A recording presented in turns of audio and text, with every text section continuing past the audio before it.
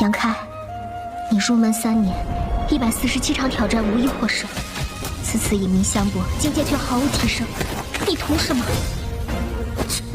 乱柿子，随便你。废物，还是早点逐出师门为好。Hai, selamat datang kembali di channel Min-er Donghua. Kali ini kita akan melanjutkan cerita Donghua, Martial Peak. Gak pakai lama lagi, langsung aja kita ke ceritanya. Check it out. Mendengar Goye dan Ying Jiu menyebut diri mereka bawahan dan sikap mereka sangat hormat, Huo Xingchen tidak bisa menahan cemberut. Tanpa sadar dia merasa ada sesuatu yang tidak beres. Karena tuan dari istana darah keluarga yang sepertinya tidak begitu baik kepada orang lain. Bagaimana kalau kita bertaruh? Yangke tiba-tiba menyarankan menatap Huo Xingchen sambil tersenyum. Apa yang Anda pertaruhkan? Huo Xingchen tiba-tiba menjadi tertarik. Bertaruh apakah saya bisa bertahan malam ini? Kata Yangke perlahan. Mendengar itu, Huo Xingchen menoleh melihat Yangke dan dia tampak geli. Kemudian matanya sedikit menyipit dan pikirannya berubah dengan cepat. Apakah Anda takut? Yangke terkekeh diam-diam dengan ekspresi agak dingin dan mendengus. Jika Anda takut, jangan ikuti saya. Jadi hati-hati kehilangan nyawa Anda malam ini. Saya mendengar Anda adalah satu-satunya anak dari keluarga Huo. Jika Anda benar-benar mati di kota perang, segalanya tidak akan berakhir dengan baik. Takut? Huo Xingchen mencibir.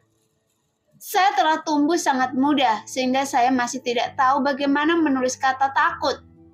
Jika Anda berani bertaruh dengan saya akan membiarkan Anda kalah. Dengan begitu, Anda akan tahu bahwa keahlian saya yang terbaik adalah makan, minum, keindahan, dan berjudi. Ada kegembiraan di wajahnya saat dia berbicara. Apa taruhannya? Huo Xingchen bertanya.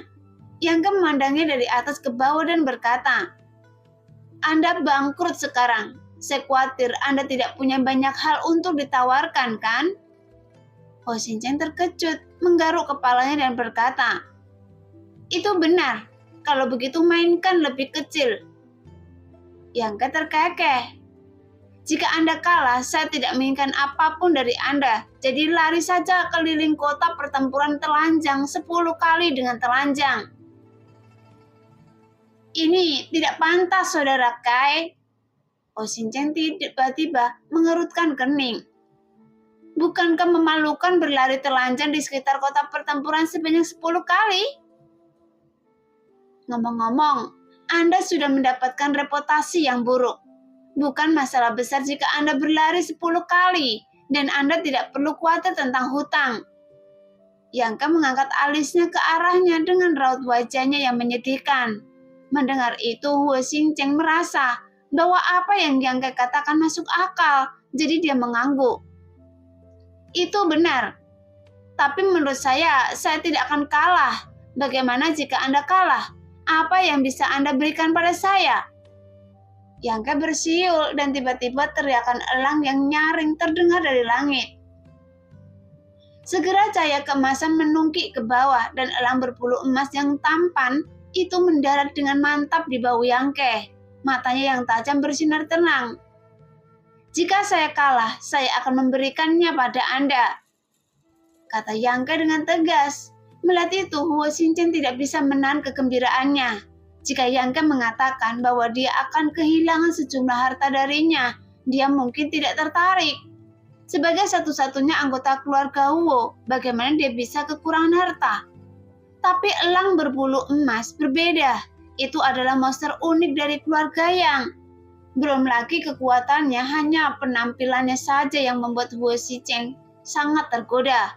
Karena saat pergi keluar di masa depan, jika dia bisa membawa elang berbulu emas bersamanya seperti Yangke, itu akan menjadi suatu kehormatan. Lagi pula tuan muda yang keren, sombong dan boros menyukai hal seperti ini. Kesepakatan. Huo Xingchen takut Yangke akan menyesalinya. Dia segera menyelesaikannya dan menatap elang berbulu emas dengan kegembiraan di wajahnya. Kemudian dia bergumam, "Ning-er, setelah malam ini Anda akan mengubah nama keluarga Anda menjadi Huo." Yang Ke tersenyum dan tidak berkata apa-apa. 100 mil jauhnya dari ibu kota pusat, kota perang. Ini adalah kota yang dibangun oleh keluarga yang sendiri. Meski tidak sejahtera dan seluas Zhongdu, namun tetap cukup bagus. Biasanya memang hanya digunakan sebagai kota biasa, namun setiap terjadi pertempuran perebutan warisan, tempat ini akan menjadi medan pertempuran. Masing-masing dari 8 penjuru kota perang memiliki sebuah rumah besar yang disiapkan untuk 8 tuan muda yang berpartisipasi dalam pertempuran untuk merebut warisan. Mungkin mereka akan bertarung di sini untuk waktu yang lama, selama bertahun-tahun, dan dinasti pertarungan warisan keluarga yang jarang menghasilkan pemenang dalam waktu singkat. Kebanyakan merupakan pertarungan yang berlarut-larut, seringkali berlangsung 3 hingga 5 tahun sebelum hasilnya diputuskan. Menurut catatan keluarga yang 100 tahun yang lalu, ada seorang kepala keluarga yang meraih kemenangan terakhir dalam waktu kurang dari setengah tahun. Pencapaian ini sudah cukup mengesankan, karena menjelang akhir, musuh yang harus dihadapi semakin kuat dan semakin sulit untuk dimenangkan. Hanya ketika Anda memiliki keunggulan yang cukup besar, Anda dapat dengan mudah mengalahkan musuh. Setelah para tuan muda memasuki kota satu demi satu dan seluruh kota perang langsung menjadi bersemangat. Awalnya ada banyak orang yang tinggal di sini, tetapi lebih banyak orang yang pergi karena mereka takut terlibat dalam pertempuran keluarga yang untuk merebut ahli waris. Adapun orang-orang yang tertinggal semuanya adalah orang-orang pemberani dan mereka juga menantikan pertempuran untuk merebut warisan. Jadi setelah berbasa-basi satu sama lain, semua saudara diam-diam berpisah dan pergi ke rumah masing-masing. Rumah besar Yang Ke berada di sudut barat laut. Lokasinya tidak terlalu bagus, relatif terpencil dan sepi. Tapi dia tidak peduli. Hanya ada 4 orang dalam kelompok itu. Si Siren datang ke mansion di sudut barat laut. Ada 2 pelayan cantik berdiri di depan pintu. Ada juga beberapa pelayan di mansion yang dikirim oleh keluarga Yang untuk melayani tuan muda. Dalam kehidupan sehari-hari mereka, ini adalah perawatan yang dimiliki setiap rumah besar. Orang-orang ini hanyalah orang biasa dan mereka tidak akan khawatir akan mempengaruhi hasil pertempuran untuk memenangkan warisan. Ketika Yang Ke tiba, kedua gadis muda itu membungkuk dengan sopan dan berkata, "Saya telah melihat Tuan Muda Kai."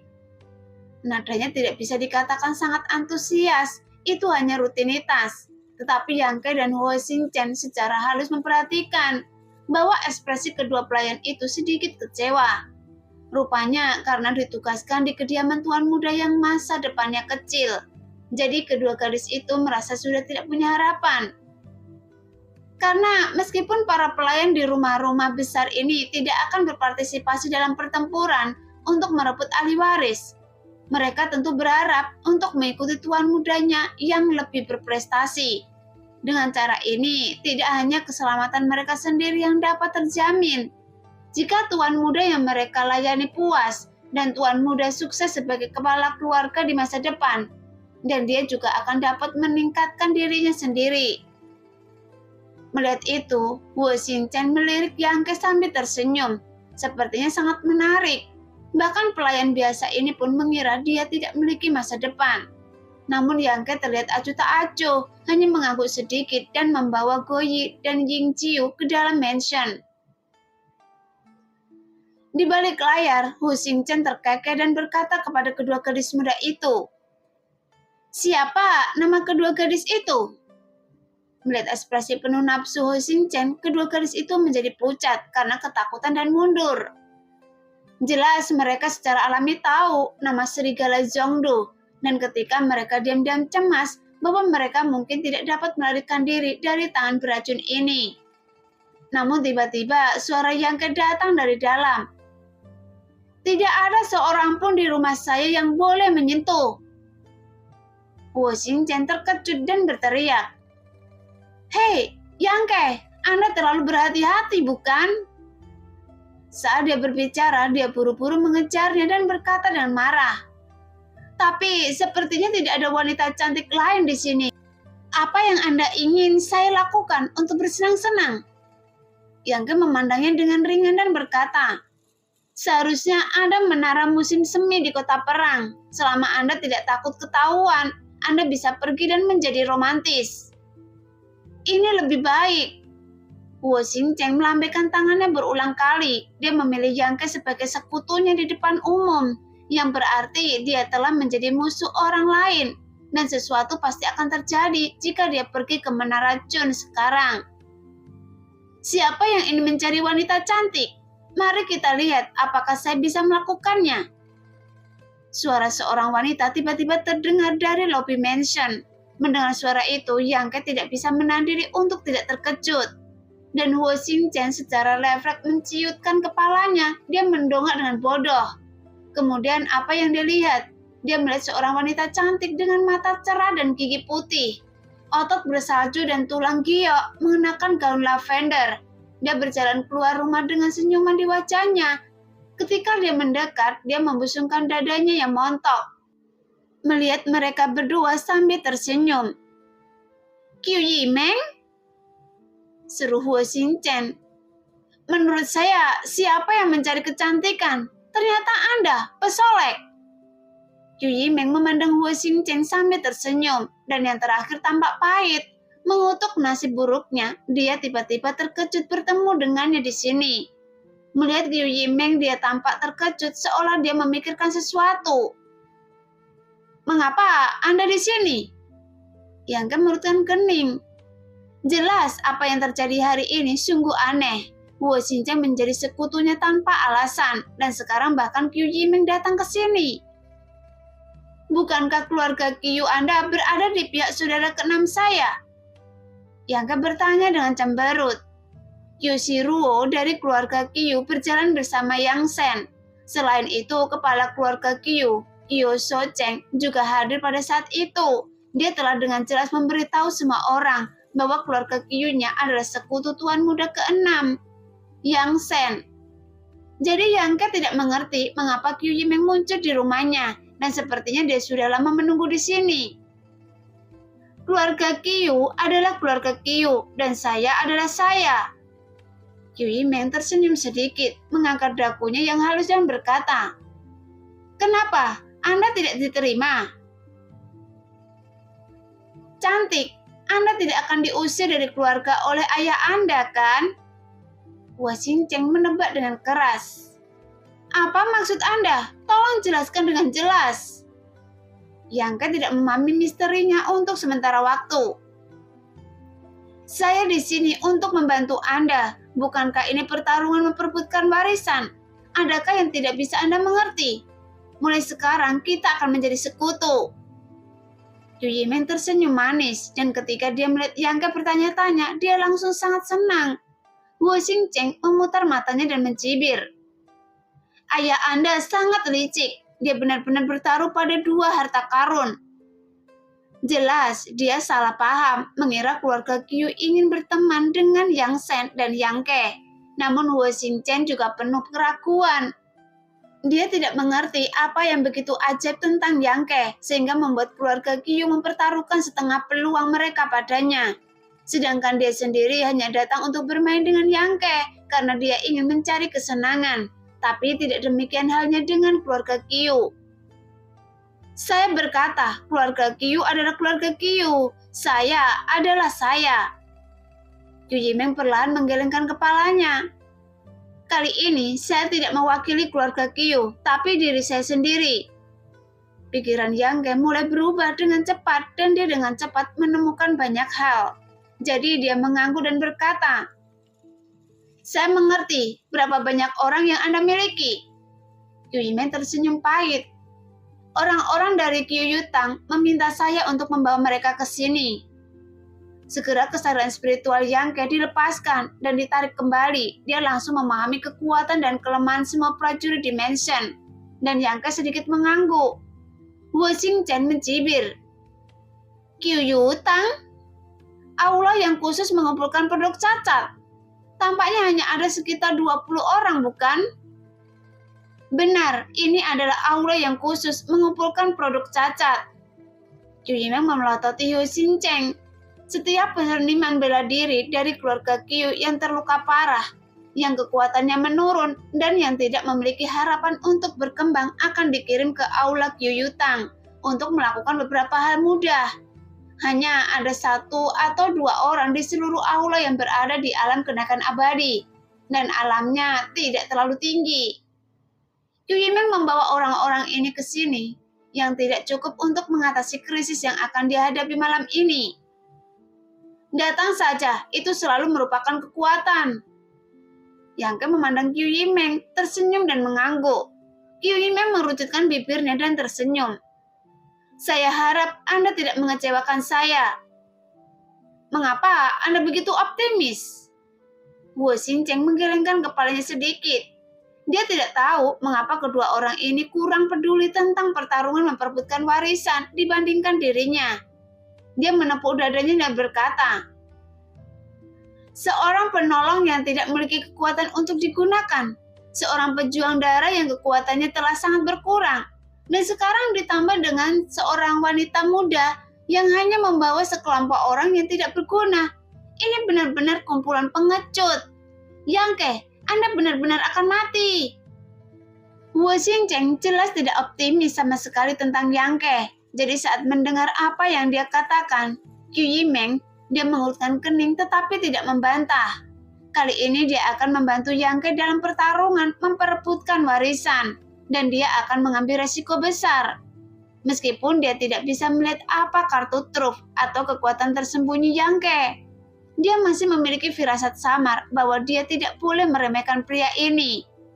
Meskipun Qiu Yimeng tidak tahu apakah Yang Ke bisa memenangkan pertarungan memperebutkan warisan atau bahkan selamat dari bahaya malam ini.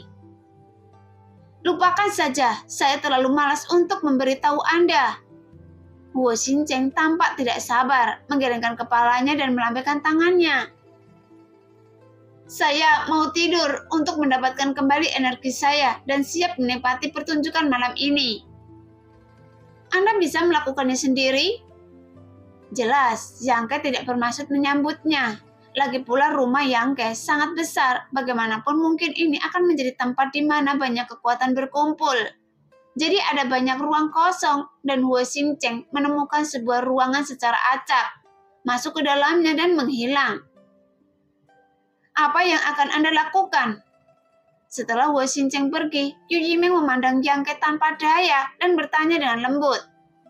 Jelas sikap anak tunggal keluarga Hu juga membuat Qiu Yimeng memahami sesuatu dari serigala Zhongdu. Mungkin hanya di sini untuk berjalan-jalan dan tidak berniat melakukan apapun untuk Yang Ke. Dengan kata lain, meskipun Yang Ke tampaknya sudah memiliki 2 murid dari 8 keluarga besar sebagai sekutu, nyatanya dia bahkan tidak bisa menunjukkan kekuatan yang layak. Dan hanya ada 2 prajurit darah, dan mereka masih terluka parah, sehingga mereka terlihat lemah, dan bahkan tidak bisa mengerahkan 30% dari kekuatan biasanya. Anda dapat memobilisasi orang-orang dari Qiyutang sesuka hati, tapi jangan berharap mereka memainkan peran besar. Qiu Yimeng sedikit mengernyit. Dia tersenyum pahit dan berkata, meskipun hari ini adalah pertarungan memperebutkan warisan, kekuatannya cukup untuk menunda atau bahkan mengalahkan mereka. Tidak perlu banyak usaha untuk menangkap Anda. Saya tahu. Yang Ke mengangguk, ekspresinya tenang. Di mana keluarga Dong? Qiu Yimeng merenung sejenak dengan sedikit nada cemas dalam suaranya. Bukankah keluarga Dong adalah keluarga kelahiran ibu Anda? Mengapa mereka tidak muncul saat ini? Apakah mereka tidak peduli pada Anda? Saat ini, jika ada kekuatan keluarga kelas 1 untuk membantu, situasinya mungkin tidak terlalu mengkhawatirkan. Mereka akan datang. Yang Ke menyerinnya dengan senyum aneh. Hanya saja tidak hari ini. Apa maksud Anda? Qiu Yimeng tertegun.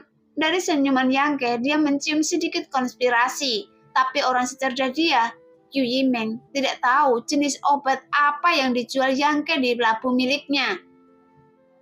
Anda bisa melakukan apa yang Anda mau. Sekarang jangan khawatir tentang urusan hari ini. Para prajurit akan menghentikan mereka dan air akan memanjiri mereka. Yang Ke berkata dengan santai dan membawa Goyi dan Yin Qiu masuk. Qiu Yimeng mengejarnya beberapa langkah, tetapi ketika dia melihat Yang Ke melangkah maju, bahkan tanpa melihat ke belakang, dia merasa sedikit kesal dan menghentakkan kakinya dengan marah, menggertakkan giginya karena kebencian. Tapi dia sekarang lebih yakin bahwa Yang Ke punya rencana cadangan. Namun pria ini tidak menjelaskannya sama sekali, yang membuat Qiu Yimeng merasa putus asa. Setiap kali dia menghadapi Yang Ke, dia dipimpin oleh hidungnya dan tidak bisa unggul, sehingga dia tidak dapat memahami apa yang dipikirkan pria ini atau apa yang akan dia lakukan selanjutnya. Dia licik seperti Lox. Memikirkan hal ini, Qiu Yimeng mengutuk dalam hati. Setelah berdiri di sana dan berpikir sejenak, Qiu Yimeng mendengus pelan dan berbalik untuk mengatur penempatan Qiu Yutang yang dibawanya. Meskipun tidak ada ahli di Qiu Yutang, masih mungkin untuk melakukan beberapa trik dan memasang beberapa jebakan di sekitar mansion. Dalam kota, pertempuran di restoran Ho Yuan, restoran tersebut sedang ramai dengan arus pelanggan yang konstan dan para pelayan yang sangat sibuk hingga mereka pusing dan bingung. Sebelum pertempuran untuk merebut ahli waris dimulai, banyak orang telah berkumpul di kota pertempuran. Ini adalah medan perang bagi keluarga yang untuk merebut ahli waris. Tentu saja beberapa orang menunggu kedatangan tuan muda dari keluarga Yang. Lebih awal, di atas meja dekat jendela, seorang pemuda bertubuh agak gemuk berusia sekitar 26 atau 27 tahun sedang minum anggur dan mencicipi makanan lezat. Di sisi kiri dan kanan tangannya duduk seorang lelaki tua yang tampak pusing dan mata merah. Kedua lelaki tua itu terlihat biasa-biasa saja dan tidak bergerak. Matanya menyipit, seolah-olah sedang tidur. Tetapi kedua pasang matanya tersembunyi di bawah kelopak mata. Mata di bawahnya selalu mengamati para tamu yang datang dan pergi di restoran tersebut. Bagaimanapun, selalu ada keributan di restoran, dan para tamu yang minum terlalu banyak semuanya menceritakan apa yang terjadi di luar gerbang selatan hari ini. Sekarang kedua tetua dan yang lebih muda mendengarkan kata-kata ini di telinga mereka. Setelah beberapa lama, salah satu lelaki tua itu berkata, "Tuan muda, dari kelihatannya masa depan Tuan muda Kai sangat mengkhawatirkan. Hanya ada satu Wu Xingchen sebagai pembantunya, dan dia tidak dapat mengerahkan kekuatan apapun dari keluarga Wu. Jadi Yang Ke benar-benar tidak berdaya." "Benar." Lelaki tua lainnya juga mengangguk ringan. "Tuan muda, bukankah kita akan membantu di rumahnya sekarang? Saya ingin pergi." Pemuda gemuk itu cemberut dengan ekspresi tertekan di wajahnya. "Tetapi orang ini mengirimi saya pesan 2 hari yang lalu, memberitahu saya untuk tidak ikut campur hari ini. Dia meminta menunggu saja dan lihat apa yang terjadi." "Jangan campur tangan." Orang tua yang berbicara sebelumnya bingung. "Tetapi Tuan muda Ke tidak memiliki kekuatan untuk membela diri.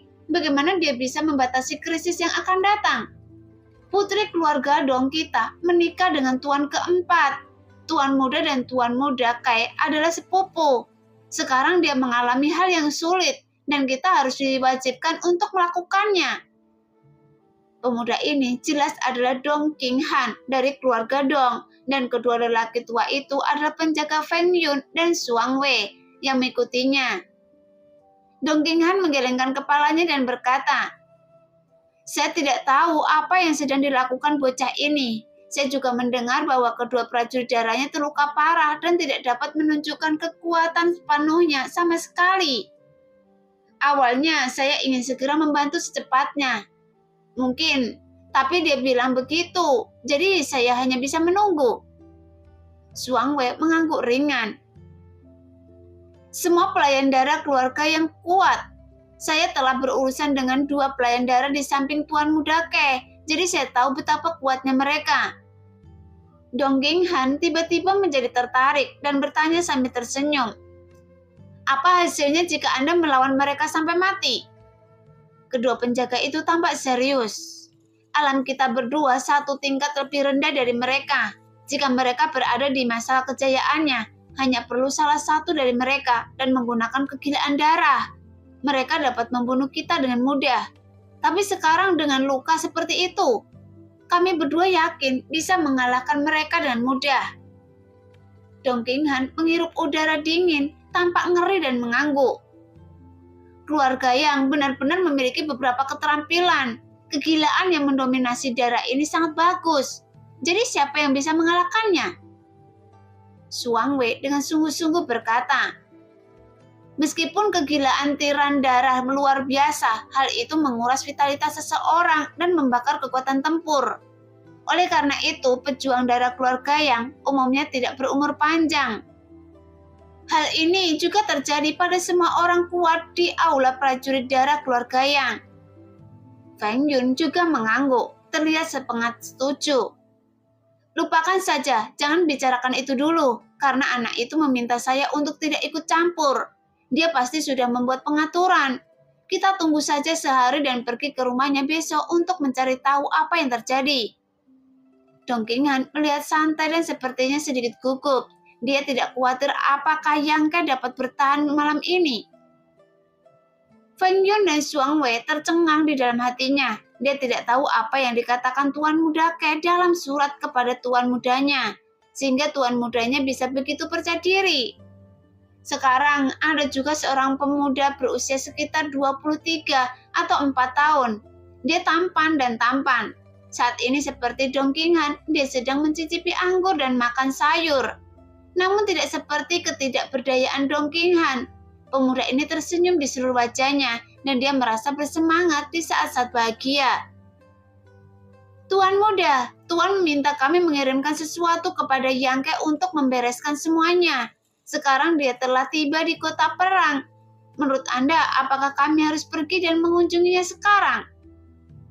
Master penjaga yang mengikutinya dengan tenang menyarankan. Pemuda itu tersenyum ketika mendengar ini dan berkata, mengapa Anda ingin pergi ke sana? Tidakkah Anda mendengar bahwa semua orang di restoran mengatakan bahwa Yang Ke mungkin akan keluar malam ini? Meskipun hal yang dibawa kali ini memang tidak ternilai harganya.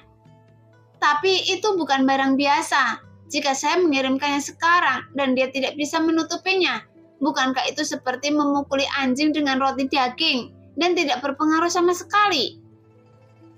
Apa maksud Anda, Tuan Muda?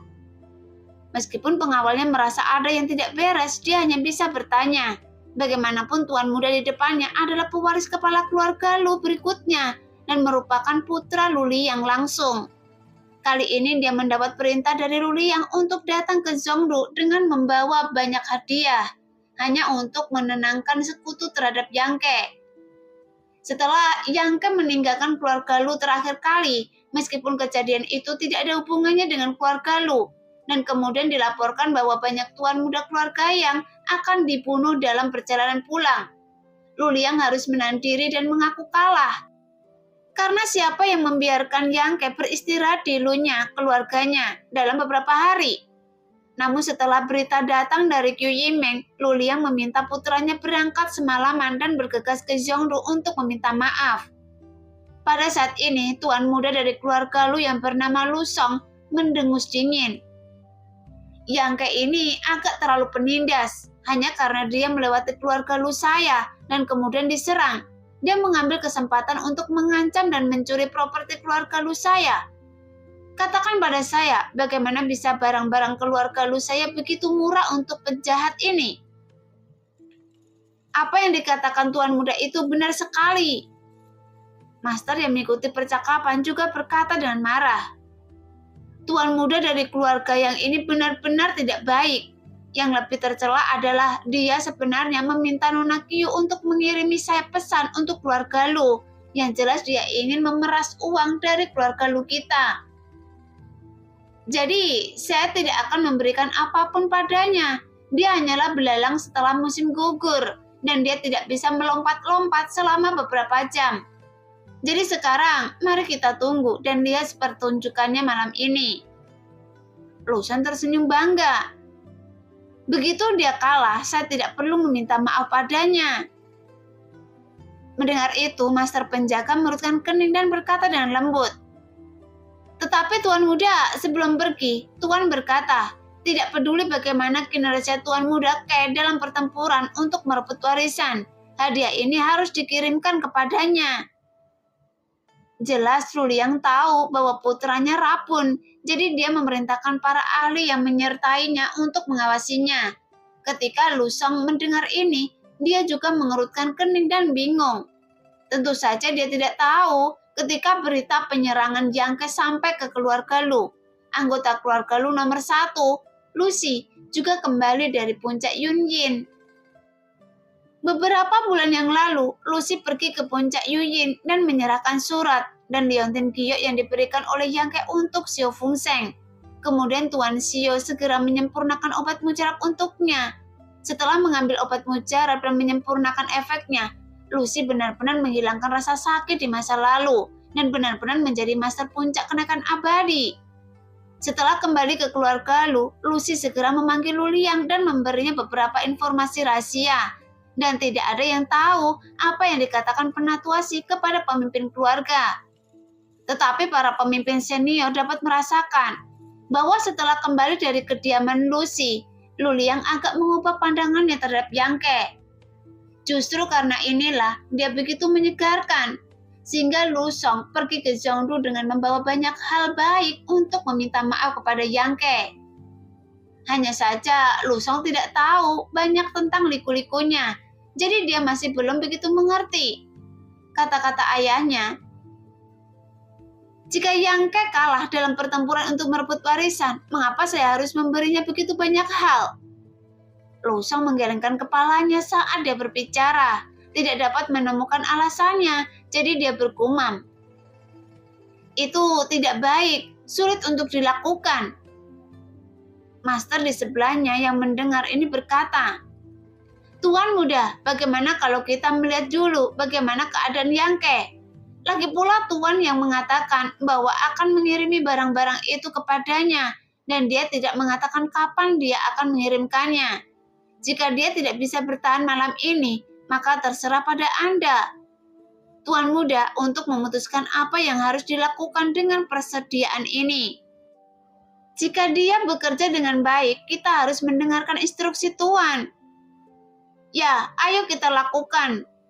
Lu Song mengangguk dengan pemahaman yang mendalam.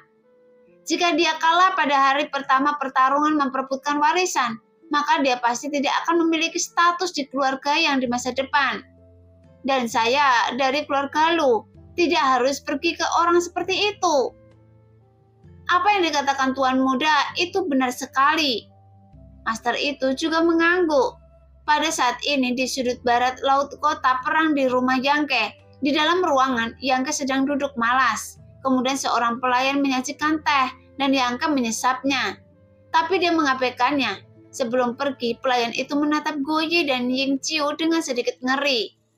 Lagi pula, kondisi kedua prajurit darah semakin memburuk akhir-akhir ini, terutama setelah mereka kembali dari pasukan kecil yang dikirim Yang Ke untuk menaklukkan distrik kota utara Zhongdu malam itu.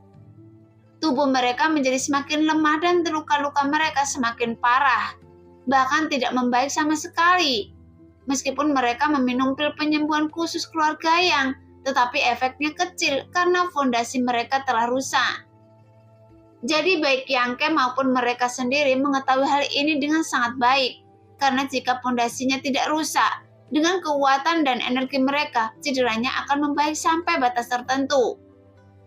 Pada saat ini, wajah kedua prajurit darah itu pucat dan seluruh tubuh mereka berkeringat. Tampaknya ada rasa sakit yang parah di tubuh, dan ekspresi kedua pria itu terkadang lembut dan terkadang ganas. Bahkan urat hijau di dahi mereka terlihat seperti cacing tanah yang terlihat menakutkan.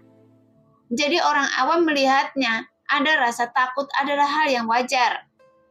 Sekarang keduanya berdiri tegak seperti lembing, tak bergerak sama sekali, yang membuat Yang Ke mengangkat kepalanya untuk melihat mereka. Matanya dipenuhi kekaguman. Bagaimanapun, dia sendiri juga merupakan orang penuh dengan tekad yang kuat dan temperamen yang sangat tegas. Tetapi jika Anda menempatkan diri Anda pada posisi mereka dan Anda diperlakukan seperti kedua prajurit darah ini, saya khawatir Yang Ke tidak akan bisa melakukan lebih baik dari mereka. Paling tidak, tuan muda yang mengikutinya sepertinya tidak menganggap dirinya sebagai manusia dan hanya ingin memeras nilai terakhir dari hidup mereka. Sebelum kekuatan mereka terkuras habis, Yang Ke tidak bisa menerima ini sendirian. Namun, kesetiaan kedua pelayan darah kepada keluarga yang membuat mereka tidak mengeluh. Tidak hanya mereka tidak mengeluh, mereka bahkan tidak menunjukkan wajah mereka. Mereka juga setia kepada Yang Ke dan melakukan apapun yang diminta, tanpa berbicara omong kosong. Merasakan tatapan Yang Ke, ekspresi Goyi dan Ying Qiu menjadi lebih teliti. Setelah beberapa lama, Yang Ke terkekeh. Siapa di antara kalian yang Goyi? Sejujurnya, Yang Ke benar-benar tidak tahu siapa mereka, karena mereka belum mengucapkan sepatah kata pun sejak kembali dari Istana Darah hari itu. Meskipun kedua prajurit darah mendengar kata-kata ini, tetapi ekspresi mereka tidak berubah sama sekali. Namun pria yang lebih tinggi dan lebih kuat dengan cepat mengepalkan tinjunya. Bawahan ini adalah Goyi. Kalau begitu, Anda adalah Ying Qiu. Yang Ke memandang orang di sebelah Goyi. Segera Ying Qiu mengangguk sedikit, mengembangkan kedua prajurit darah. Ying Qiu mengangguk sedikit, membandingkan kedua prajurit darah Ying Qiu lebih istimewa, karena meskipun dia laki-laki, dia sangat pintar, dengan sosok tinggi dan kurus. Dan dua kumis di sudut mulutnya, dia terlihat sangat lihai dan dia tampaknya relatif pendiam. Karakter orang ini harusnya sama dengan Yang Wei, orang yang kesepian. Dan dari beberapa kata yang diucapkan oleh Yang Yingfeng dan Dong Suyu, Yang Ke juga mengetahui bidang mana kedua prajurit darah ini mahir. Yang terbaik dari Goyi adalah ledakan cepat. Dia dapat sepenuhnya meledakkan seluruh energi sejatinya dan seluruh kekuatan spiritualnya hanya dalam satu batang dupa. Setelah serangan diluncurkan, itu akan terus-menerus membahayakan musuh tanpa memberi waktu musuh untuk bernafas.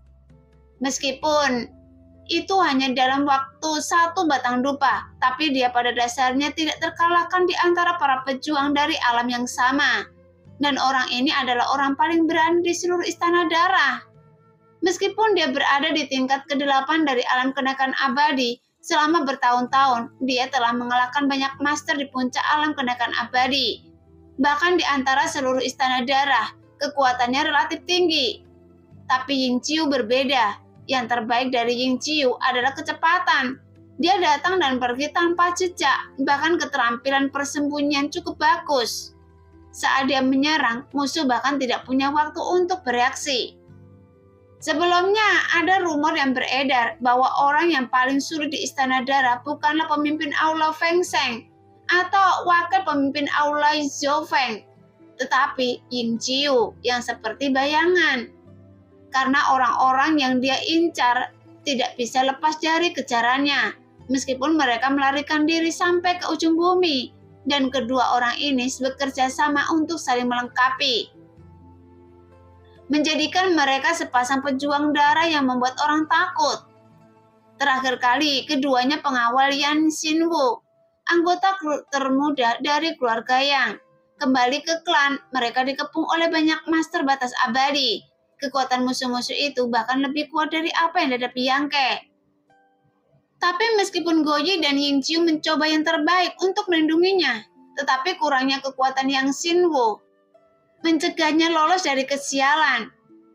Pada saat ini, Yang Ke tiba-tiba berbicara kepada mereka yang membuat Goyi dan Ying Qiu sama-sama bingung.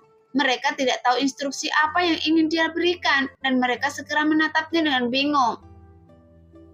Apakah Anda punya keluhan terhadap saya?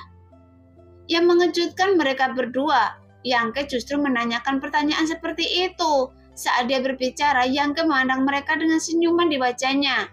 Goyi berkata cepat, "Saya tidak berani." "Tidak sama sekali." Yang Ke mendengus. "Saya ingin mendengar kebenarannya." Goyi mau tidak mau terlihat sedikit malu. Kemudian dia dan Yingqiu saling berpandangan, tidak tahu harus berkata apa. Ketika mereka berada di aula prajurit darah, mereka berdua mendengar Tu Feng dan Yun Xian mengatakan betapa baik tuan muda itu dan seberapa baik dia memperlakukan prajurit darah. Kemudian Yang Ke menunjuk mereka sebagai pengikutnya ketika mereka putus asa. Dengan kata-kata Tu Feng dan Yu Xian di telinga mereka, dan Yang Ke di belakang mereka.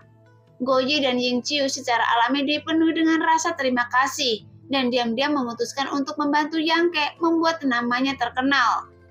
Bahkan jika mereka kehilangan nyawa, tapi akhir-akhir ini bersamanya, dia bahkan tidak melihat mereka berdua. Sikapnya sangat dingin, dan dia tidak membiarkan mereka punya waktu untuk sembuh dan memulihkan diri. Meskipun pelayan darah setia kepada keluarga Yang, mereka tetaplah manusia. Seperti kata pepatah, seorang sarjana mati demi orang kepercayaannya. Jika Yang Ke, sang tuan, begitu tidak pengertian terhadap bawahannya, tentu saja mereka akan merasa tidak nyaman. Katakan pada saya.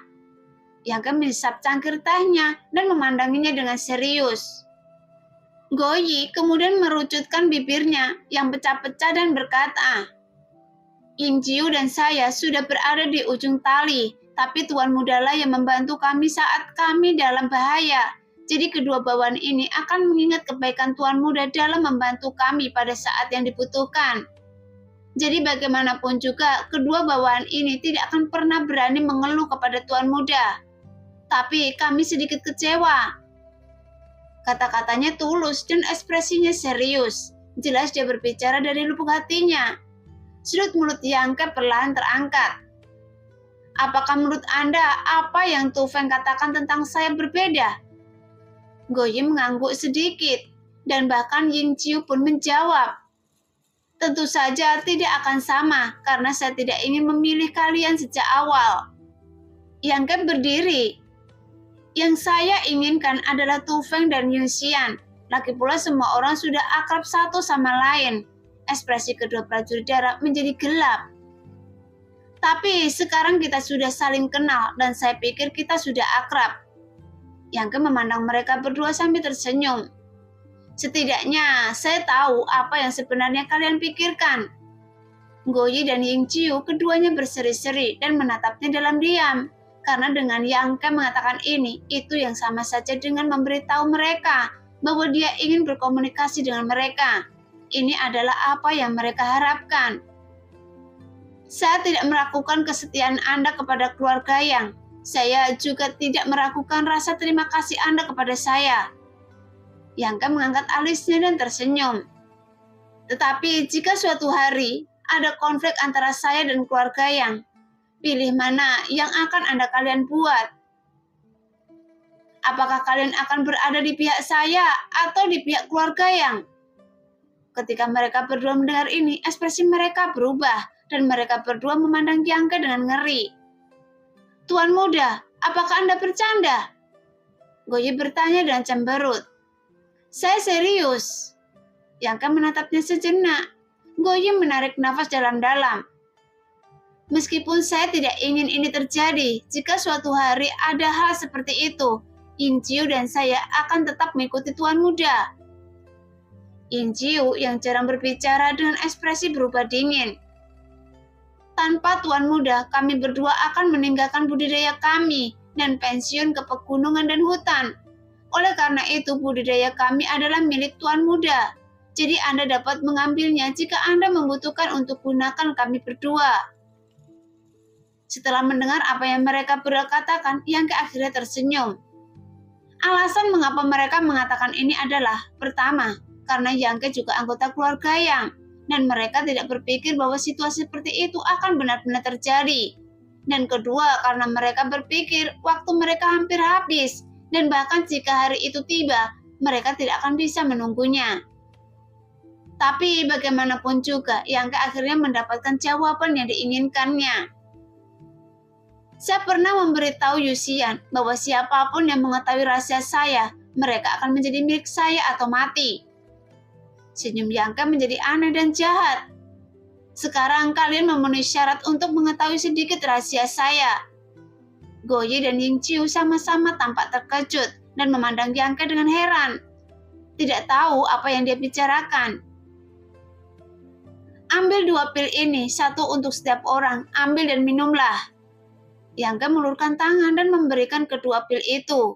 Goye dan Yingqiu mengulurkan tangan dan mengambilnya, mengucapkan terima kasih dengan mulut mereka, tetapi hati mereka penuh keraguan. Nah, demikianlah cerita hari ini. Terima kasih yang sudah menonton video Min Er sampai selesai. Sampai jumpa di video selanjutnya. Bye-bye.